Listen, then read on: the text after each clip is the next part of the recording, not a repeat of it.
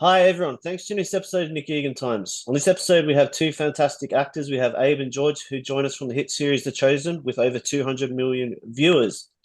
The Chosen is a groundbreaking historical drama based on the life of Jesus, seen through the eyes of those who knew him. Set against the backdrop of Roman oppression in first century Israel, the seven-season show shares an authentic and intimate look at Jesus' revolutionary life and teachings. The show is currently in its fourth season, which recently premiered exclusively in theaters. We're now joined by the actors who play Big James and John, commonly referred to as the Sons of Thunder. Welcome, Abe and George, and thanks for coming on the podcast. Hello. G'day, Nick. Thanks for having us, mate. I hope you don't mind me saying Nick, but I'll say Nicholas if you.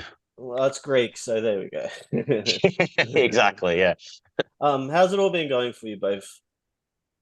It's been good. It's been amazing to watch the journey of season four, to be on the big screen, to see how all of these things are being received and play out. It's really, really an amazing time to be with this show.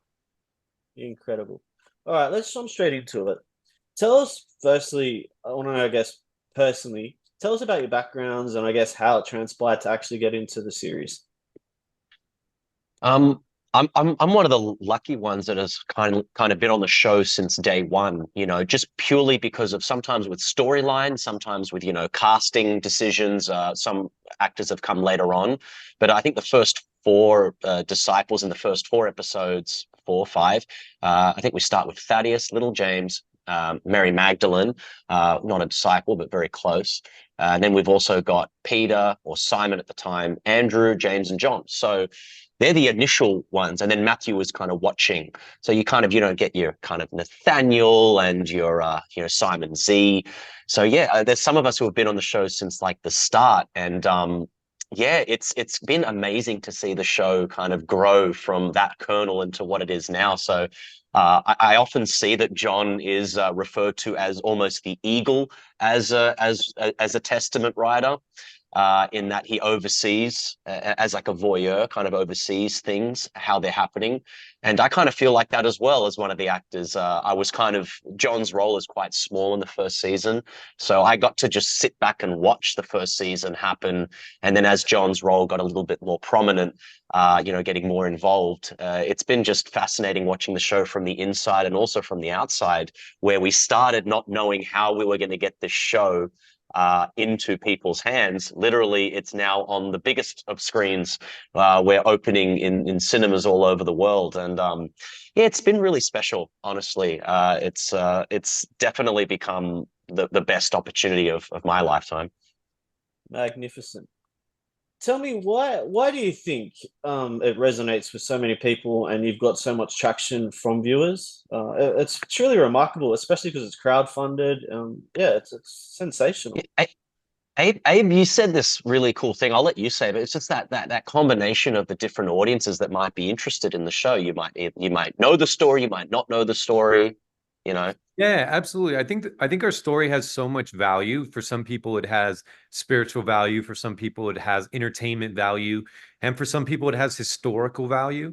And so I think that we capitalize on all of these elements, as well as the fact that we have a show that deals with problems that people are actually dealing with in their real life, whether it's neurodivergence, whether it's behavioral or mental health issues, addiction issues, coping with grief, the loss of a child. We really, in his honest way as possible, try and dive into the lesser known perspectives from a story that everybody knows. And I think that's why it keeps people coming back, is how are they going to do it this time? We all know what happens, but how are they going to do it this season?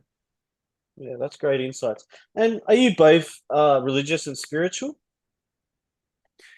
I think spirituality is one thing, and I think that there's a cultural component that happens where you're raised in your culture, right? And that culture tends to have whatever the your mother or your father's religion. But I think one thing that happened during the show is to actually experience these stories for yourself. To actually put yourself in the shoes has a very different effect than just it being, oh, it's part of my culture.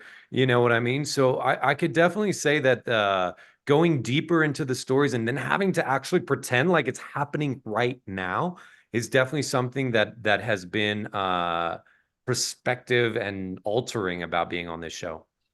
And I think a lot of Greeks would probably resonate with me with the do you go to church? No. Do you go to Greek Easter? Yes. So I know that Yeah.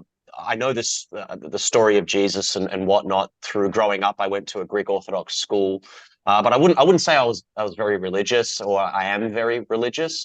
But one thing that the show has definitely taught me is that I think you can listen to what Jesus says. And as the disciples, I don't think anyone has listened to Jesus's words, whether you're Christian or not, whatever background you come from. No one has listened to his words more than we have. And there's so many parables that I have never read because I hadn't read the Bible before the show, only kind of listened to it, at like Greek church when I was a kid. So hearing these parables over and over again, our audience has that ability if they switch on the show and they listen to it.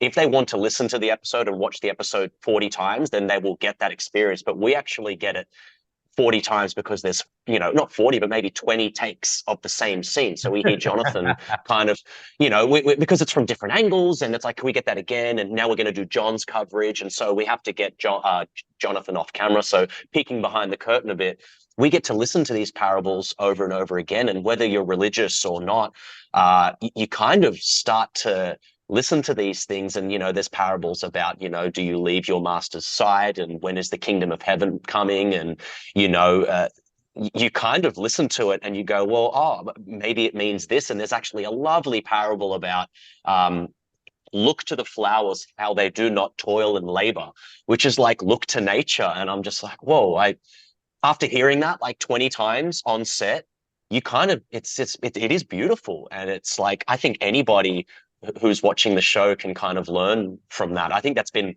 going back to your original question of why is the show kind of so successful. I think it's for that reason. You've got so many audiences that can kind of, that can digest the messages in any way that they want. Yeah, definitely. And I really understand what you just said, Dan. I think that's really, really, really good insights. Yeah. Thanks for sharing. How have your lives changed personally, or maybe even professionally, since you've been in the series? It's definitely a job, so I didn't have a job, so definitely professionally, like it's a little bit, it's reductive to say, but we're it's kind of crazy because we say that so financially, like, yeah, it as an actor, you don't always have work, but at the same time, it doesn't feel like work to us. So it's this really amazing experience where as an actor, you also want to you're in this not for the financial side. You just want to sustain yourself, and the show does sustain us, but creatively, you want your work to make a difference. You want people to resonate with what you're doing. That's what every actor wants. It doesn't matter if you're a Marvel superhero movie or you're an independent film, from Australia. Each time you want your artistic, presentation or production to make a difference or to resonate narratively, let's just say. And so our show does that. So it's very fulfilling, not only professionally but emotionally. And yeah, like I said, like working with Abe all the time, like it doesn't feel like a job. We kind of mess around on set as well, me and Abe. And it all helps the final product, I believe, especially how close George and I have gotten over these last few years. But I think also it's important that there's an old saying by someone in the theater that if you perform a show to 5,000 people, you'll affect 1,000, and then you'll really change one person's life. And that's just kind of like the big general schemata of it. And so it's been amazing to see how many people have actually reflected back to us personally that this has helped them or affected them in some way. I think that has a way of transforming you too as an actor on the show. That's great. It's good to see that obviously you guys are besties. That's really cool. What inspires you both daily? Daily, what inspires us Yeah, daily? yeah. Um, go on. Okay, I would say lately the fact that we get to be on this show and that it's impacting people is it's such a statement. It's almost surreal.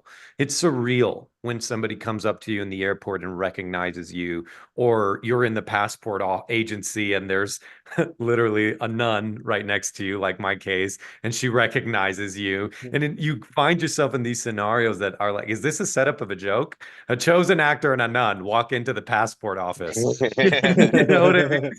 So it's really there's a lot of surreal moments, and that can't go it can't be stated enough how that is a moment of gratitude and a moment of inspiration for me.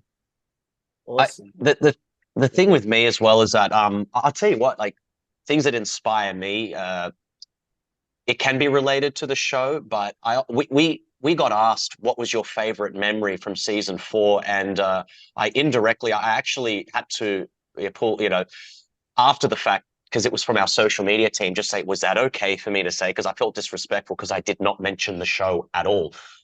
And so they said, what's your favorite memory from season 4? And it was actually visiting a Chosen fan in hospital.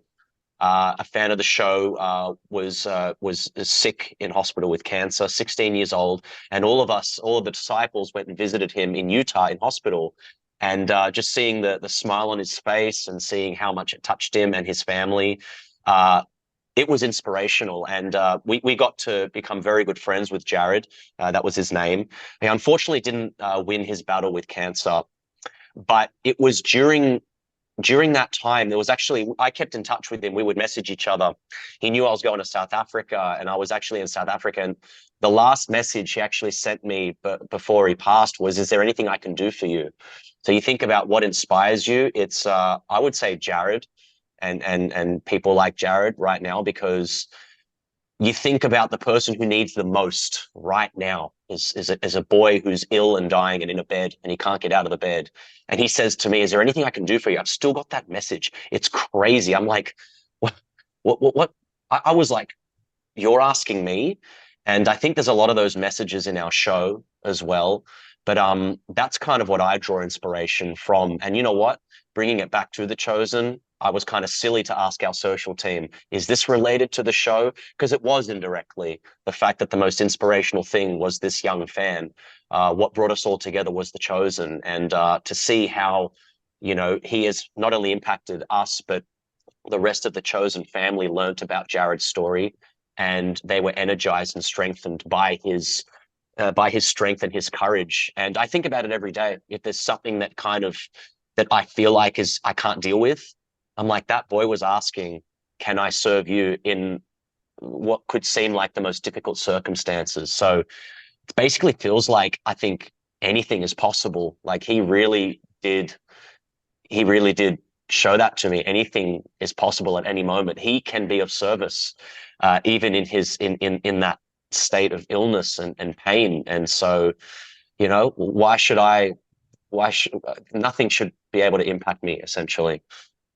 That's a wonderful story, and thank you for sharing. I think it's incredible work, obviously helping someone. So yeah, I think that show sort of is very representative of that too. Thank you both for coming on the podcast. I really, really appreciate it. It's incredible, your work. I love personally watching the series. I think it's magnificent, as I said earlier. And yeah, thank you.